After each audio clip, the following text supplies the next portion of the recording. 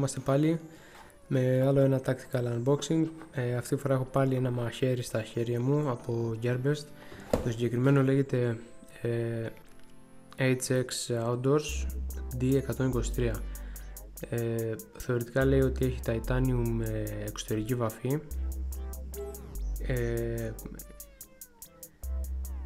Το συγκεκριμένο το πήρα 18 ευρώ αν δεν κάνω λάθος, και τώρα το έχει βέβαια προσφορά στα 15 δολάρια, που σημαίνει γύρω στα 14 ευρώ, 13. Είχε πολύ καλές κριτικές, γι' αυτό το πήρα. Ας το δούμε λοιπόν και στην πράξη. Εξωτερικά το κουτί δεν έχει κάτι ιδιαίτερο, έχει εδώ πέρα ένα QR code που το ανοίγει. Ας δούμε λοιπόν, εξωτερικά το κουτί δεν έχει κάτι άλλο, είπαμε.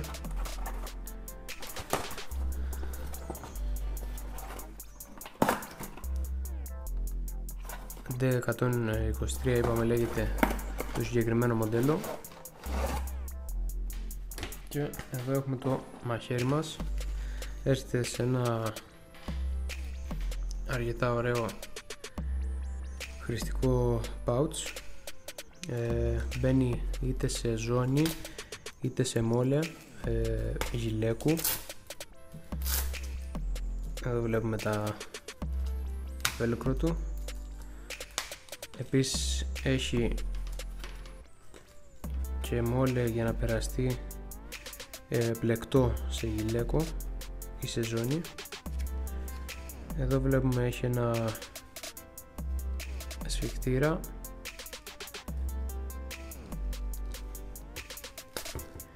και μια μικρή θήκη εξωτερική με το logo της HX Outdoors. Ας δούμε λοιπόν το μαχαίρι μας. Αυτό λοιπόν είναι το D123 της HX Outdoors. Βλέπουμε ότι αναφέρει Titanium Coated 440 σε Stainless Steel. Σαν grip είναι ό,τι καλύτερο έχω πιάσει σε μαχαίρι, λόγω του πάχους του Ισλαβής. Το κάνει πάρα πολύ καλό στο κράτημα. Εδώ βλέπουμε έχει διάφορες χρηστικότητες στο μαχαίρι μας. Μπορεί να χρησιμοποιηθεί είτε για άνοιγμα μπουκαλιών, είτε για να κόψουμε κάποιο σκοινί, το κάτω μέρος. Επίσης στο πίσω τμήμα έχουμε τρεις τρύπες που μπορεί να περαστεί κάποιο paracord. Αυτό εδώ είναι πλαστικό, πιθανότητα ABS.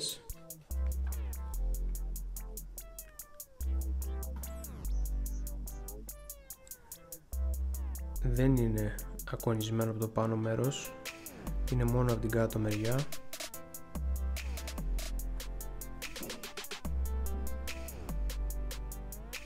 Αυτό λοιπόν είναι το D123 HX Outdoors. Από το λίγο και τις διαστάσεις και το βάρος του μαχαιριού μας. Το βάρος λοιπόν είναι 199 γραμμάρια.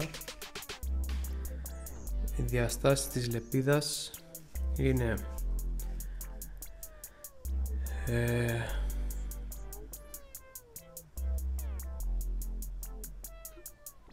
101 mm και οι διαστάσεις της λαβής μας είναι